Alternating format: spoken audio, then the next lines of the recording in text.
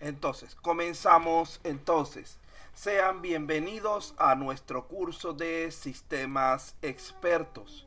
En el día de hoy vamos a comenzar con lo que es la unidad número 3. Esta unidad lleva por título Iniciando sistemas expertos con Visual Prolog. Dentro de esta unidad aún vamos a continuar trabajando un poco más con la parte de consola antes de entrar a lo que son propiamente los elementos gráficos. Yo te abro eso cuando haga falta. Ajá. Entonces, deme un segundito por aquí, por favor. Entonces, como veníamos diciendo, dentro de lo que es la unidad número 3, en este momento vamos a iniciar con el tema 3.1, el cual está relacionado con listas y recursión. Para mejorar su entendimiento, vamos a comenzar trabajándolo en modo consola. Igualmente, el Visual Prolog tiene ambas herramientas, tanto la de tipo consola como la de tipo gráfico. Así que no hay ningún problema en cuanto a eso.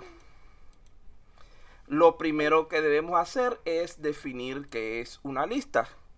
Allí tenemos un concepto al respecto. Vamos a solicitarle al señor Alvaracio Castro Luis, por favor, que lea esa definición. Ok, buenas tardes, profesor. Buenas tardes. Una lista, una lista es una secuencia ordenada de elementos de cualquier tipo, que puede tener cualquier longitud, cantidad de elementos. Entonces, fíjense que en Prolog vean las características básicas que tiene una lista. En primer lugar, está formada por elementos de manera ordenada, muy similar a lo que hemos visto ya cuando trabajamos los arreglos de cualquier otro lenguaje de programación. ¿Cuál es su gran diferencia? En primer lugar, que no es de tipo homogéneo. Es decir, cuando trabajamos, por ejemplo, con arreglos en lenguaje C o en cualquier otro lenguaje, su contenido es de tipo homogéneo. Si son caracteres, son caracteres. Si son números enteros, son números enteros. Si son números reales, son números reales. Si son cadenas, son cadenas. Y no se permitía el uso generalmente de estructuras dentro de nuestros arreglos. En el caso de Prolog sí se permiten todos estos elementos. Su carácter heterogéneo hace que en esa lista de elementos podamos incluir cualquier cosa que necesitemos. Podemos tener elementos de tipo numérico, elementos de tipo carácter, elementos inclusive de tipo estructura, sin ningún tipo de problema, e incluso combinarlos dentro de la misma lista. Es decir, tener varios tipos diferentes de elementos en una sola lista. Lo segundo es que no tienen una limitación, entre comillas, en cuanto a lo que es longitud. Esta limitación vendría dado por lo que es la capacidad de memoria del equipo, no por el componente de Prolog en sí. Entonces eso indica que una lista puede tener muchísimos elementos cuando estamos trabajando con este lenguaje de programación. Aquí esto nos lleva a pensar en un concepto también importante, que es la recursividad. Esta es la técnica fundamental con la que trabajamos en el lenguaje Prolog.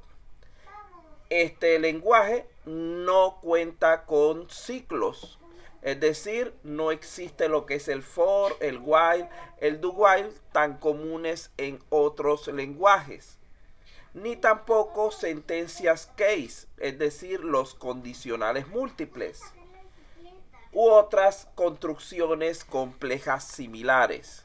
¿Por qué? Simple y sencillamente porque no le hace falta. Recuerden que los ciclos, tal como pueden ver en pantalla, eso es un ciclo, no son más que condicionales retroalimentados. Vean que este ciclo no es más que este condicional pero que en vez de seguir hacia adelante como lo hacemos normalmente, hacia acá o hacia acá, se dirige hacia atrás, se retroalimenta a sí mismo hasta que se cumpla cierta condición. Eso es lo que pasa con los ciclos y los condicionales. El ciclo no es más que una ampliación de las funciones condicionales, pero con carácter de retroalimentación.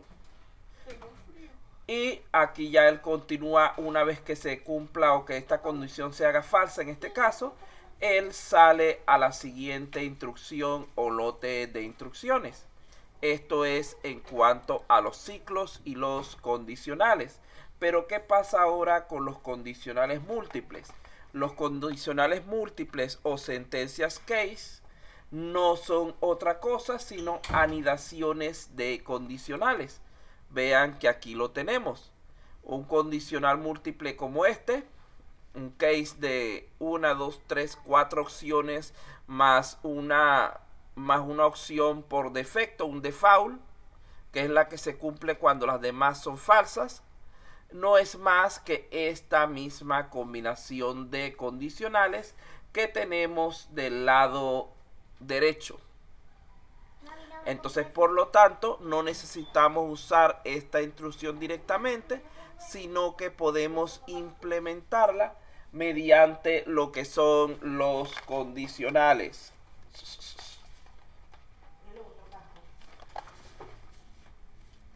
Entonces, eso sería en cuanto a esos dos elementos.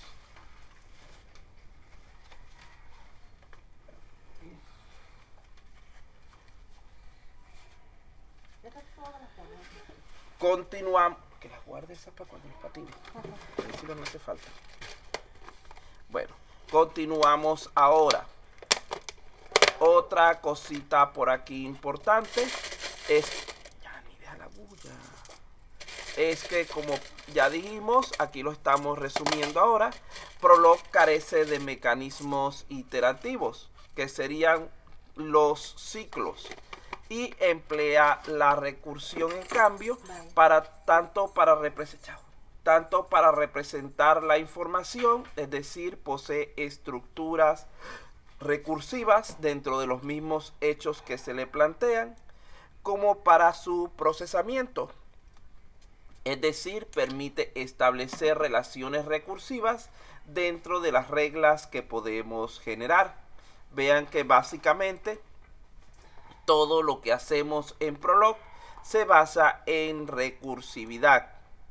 ¿Qué es una regla recursiva entonces? ¿O cómo utiliza el Prolog las reglas recursivas? Este lenguaje permite el uso de la recursividad cuando se están definiendo reglas. Esto es útil para establecer reglas generales que resulten más flexibles. Todos los términos en Prolog pueden ser recursivos en realidad, y gracias a lo que es la unificación o lo que llamamos anteriormente lo que es el calce, podemos recorrer podemos combinarla y también podemos recorrer sus argumentos a voluntad. La estructura de datos más significativa con referente a lo que es la recursividad en este lenguaje de programación son las listas. Por ello, resulta importante lo que es su estudio. Vamos a ver aquí. Aquí tenemos un ejemplo de recursividad en Prolog. Como pueden ver, aquí tenemos dos casos. Este primer caso es para cuando estamos trabajando con listas vacías. Simplemente cuando la lista está vacía, mantenemos nuestros valores y salimos del ciclo.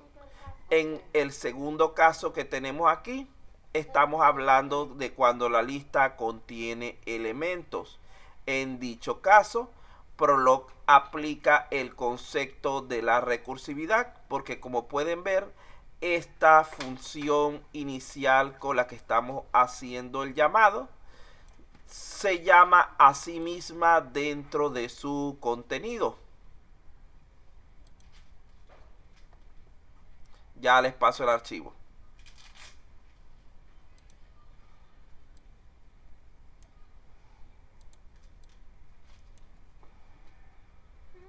espera un momentico que cargue y continuamos entonces. Listo. Allí tienen, por favor, páselo al grupo para que lo compartan con sus compañeros que lleguen posteriormente. Voy a cerrar aquí la carpeta para no tener, así reduzco las cantidad de ventanas abiertas.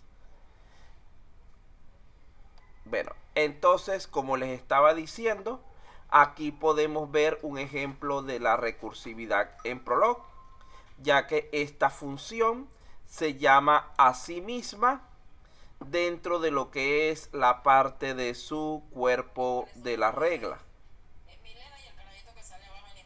Yani. Entonces aquí podemos ver un ejemplo de eso. Entonces, vamos a ver un pequeño concepto al respecto. Dice que cuando hablamos de parámetros de acumulación, esta técnica se suele utilizar en combinación con la recursividad. Consiste en el uso de uno o más argumentos auxiliares que almacenan una solución parcial en cada paso recursivo. Cuando llegamos al caso base, donde a fin de cuentas la última solución parcial se convertirá en lo que es la solución final. En este caso, el parámetro de acumulación es este que tenemos aquí, n parcial, porque aquí es donde vamos guardando temporalmente los valores para ir generando a final de cuentas nuestro resultado final. La ventaja del parámetro de acumulación es que genera recursividad de cola. Esto significa que la llamada recursiva es siempre la última en ejecutarse, lo cual permite a los compiladores optimizar considerablemente el uso de recursos relacionados con lo que es la recursividad en sí. La desventaja es que los predicados podrían resultar irreversibles. ¿Qué significa esto? Que dependiendo de la forma en la que planteemos, y que se lleve una chaqueta más tarde da frío, la forma en la que planteemos nuestra sentencia utilizando parámetros de acumulación puede llevarnos a que al final de cuentas nuestras variables originales hayan cambiado de valor de manera permanente y no seamos capaces de haber almacenado el valor original en ningún punto. Entonces debemos estar pendientes con esta característica al momento de utilizarla.